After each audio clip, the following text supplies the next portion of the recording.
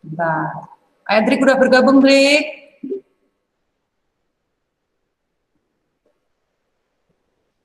Baiklah, kita akan belajar tentang denah dan skala. Ya, kalian juga boleh sambil menyimak dulu ESPS-nya. Yang pertama, kita akan membahas tentang denah dan arah mata angin. Denah merupakan gambaran yang menunjukkan keadaan suatu tempat atau wilayah tertentu pada bidang datar. Nih contohnya denah. Ya, biasanya kalau orang mau menikah atau mengadakan suatu acara terus mengundang banyak orang, biasanya pada undangan itu ada denahnya ya, supaya orang tersebut tidak salah alamat. Itu biasanya ada denahnya seperti ini. Nah, kalau sekarang dimudahkan ya, ada Google Map. Kita tinggal klik tempat, searching, udah sampai tujuan. Ya. Yang penting jelas alamatnya. Nah, kalau dalam undangan-undangan orang menikah, orang mengadakan acara, mengundang orang jauh atau saudara jauh, biasanya ada seperti ini. Pasti ini tidak asing buat kalian ya. Ini gambaran menunjukkan keadaan suatu tempat atau wilayah. Ini bidang data. Oke. Nah, kalau yang selanjutnya adalah arah mata angin. Arah mata angin ini merupakan petunjuk atau pedoman untuk menentukan satu arah mata angin. Yang atas ini utara. Kalau yang di bawah menuju ke arah selatan.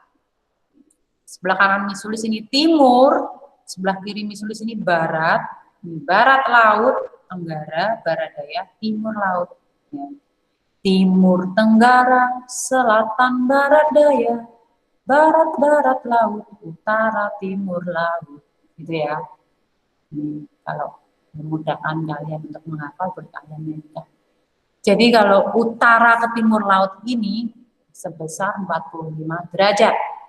Utara ke timur ini kan membentuk segitiga, ya kan? Membentuk segitiga kalau ditarik garis seperti ini. Nah, utara ke timur ini besarnya 90 derajat. Segitiga situ-situ berapa? 90 derajat, ini sama. Ya. Kalau utara ke selatan, garis lurus, tapi muternya seperti ini. Ini 180 derajat. Sama, selatan ke utara juga sama. 180 derajat.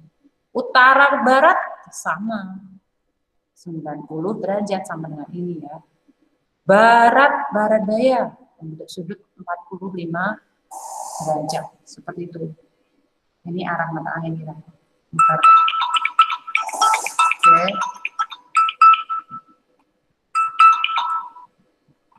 Selanjutnya, membaca denah sederhana.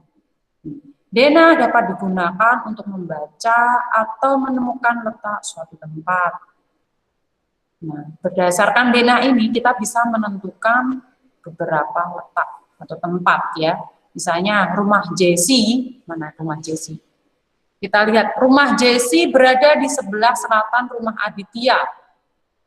Ya, rumah Jesse berada di sebelah selatan rumah Aditya. Ini rumahnya Jesse ya. Ini rumahnya Aditya. Ya. Rumahnya Jesse ini letaknya di sebelah selatannya rumah Aditya. Ini rumah Adit, ini rumah Jesse. Nah, rumahnya si Jesse ini letaknya di sebelah selatan rumah Adit. Sebelah utara rumah Mita. Nih, sebelah utaranya rumah Jesse ini adalah rumah Mita. Ya. Sebelah timur, berarti di mana sebelah timur? Sebelah utara rumah Mita atau timur pasar. Pasarnya di mana pasarnya? Ini agak kurang jelas ya. Gambarnya kalau mau lebih jelas ada di buku ESPS kalian juga ada. Ya. Halaman 58. Sambil disimak di situ juga nggak apa-apa. Jadi sebelah utara rumah Jesse ini adalah rumahnya Mita. Ya. Ini sebelah timur ini adalah pasar. Ya. Jadi di tengah-tengah ini rumahnya Jesse. Di tengah-tengah dari rumah Adit, rumah Mita, dan dari pasar. Seperti itu, membaca denah dan skala. Ya.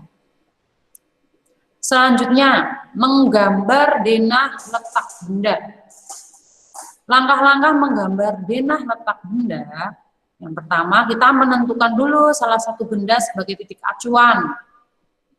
Tentukan arah mata angin pada bidang gambar. Ya.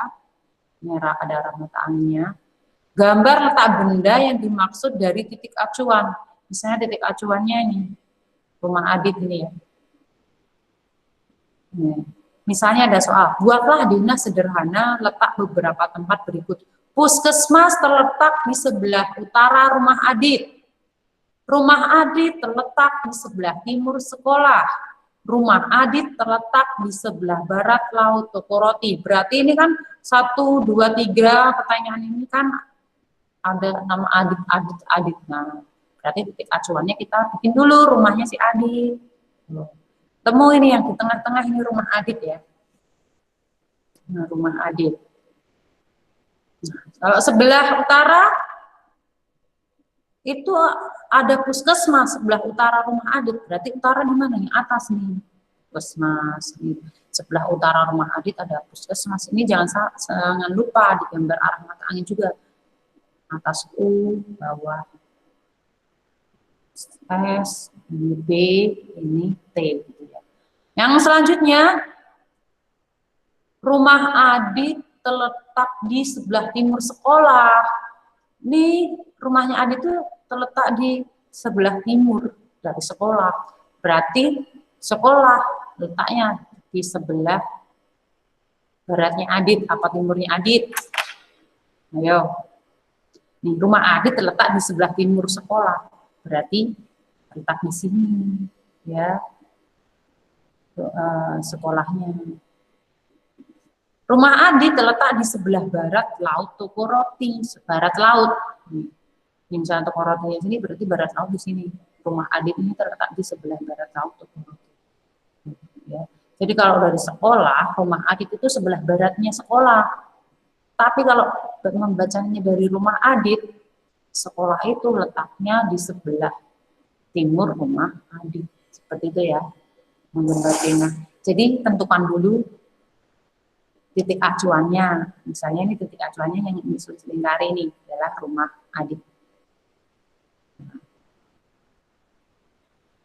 Selanjutnya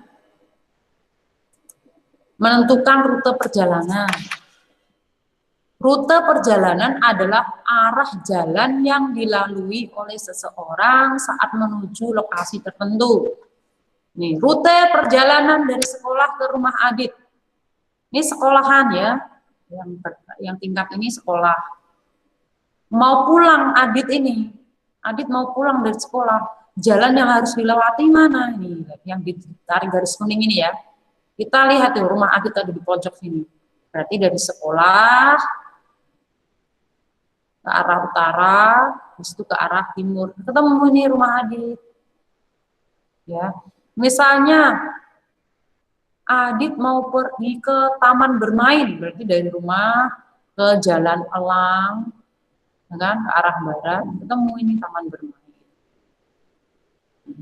Misalnya Adit habis dari sekolah beristirahat, kemudian mau pergi ke toko buah, sama ini bisa ke arah sini, ke arah jalan kuning ini, sini kan, ke jalan elang 4 bisa ini toko buah. Seperti itu. Menentukan rute perjalanan. Adit mau pergi ke rumah Umar, berapa rute yang bisa dilewati? Bisa lewat pasar ini, ke rumah Umar, bisa juga lewat jalan elang, baru ke arah barat, ke sini, ke rumah Umar. Bisa ya, menentukan rute perjalanan.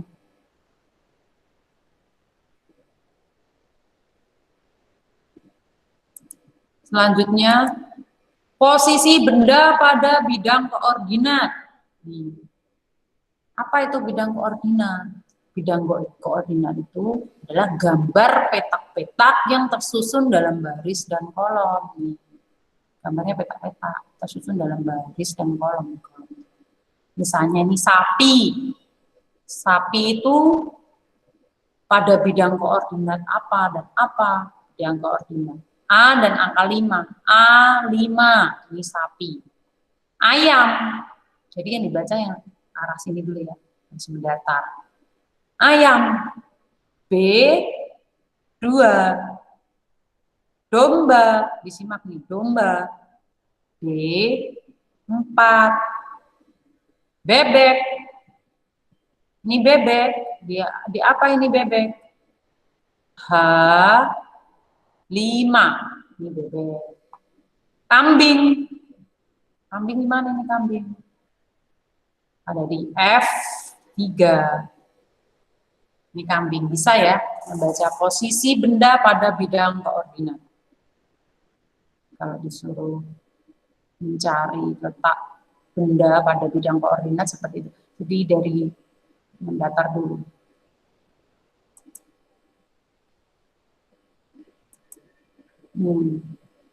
Contoh soal. Nah, cara membaca ini dengan menggunakan pasangan terurut. Jadi yang mendatar disebut sumbu E, yang lurus ini disebut sumbu Y. X, Y. Jadi kalau misalnya A itu terletak pada sumbu apa? Ini kan titiknya berarti 4 dan 3. X-nya 4, Y-nya 3, ketemu di sini titik A. Gambar B. Min 2, 1. Berarti min 2 itu X-nya kita cari dulu min 2. Ini ya sumbu X. Sumbu Y. Sebelah kiri minus. Min 1, min 2, min 3, min 4, min 5, dan seterusnya. Sumbu Y yang atas, garis lurus seperti ini. Yang atas itu positif, yang sini min 1, min 2, min 3 ini negatif. Ini ruangan negatif. Ini positif. Ini positif, negatif, negatif, positif ya. Ini positif, negatif. Jadi membacanya dari X dulu. Kayak B misalnya. B itu min 2, 1. Berarti sumbu X-nya min 2, berarti posisi di sini. 1, satunya positif ini berarti. Titik B di sini. Sedangkan titik C, min 2, min 3. Berarti X-nya min 2, Y-nya min 3. C-nya di sini. Selanjutnya yang D. 4 min 3. Sumbu X-nya 4. Sumbu Y-nya min 3. Titiknya di sini. Tarik garis A, B, C, D. Ini akan membentuk sebuah bangun datar yang disebut dengan trapesium. Itu yang mudah ya. Menentukan X, Y pada koordinat X, Y ya.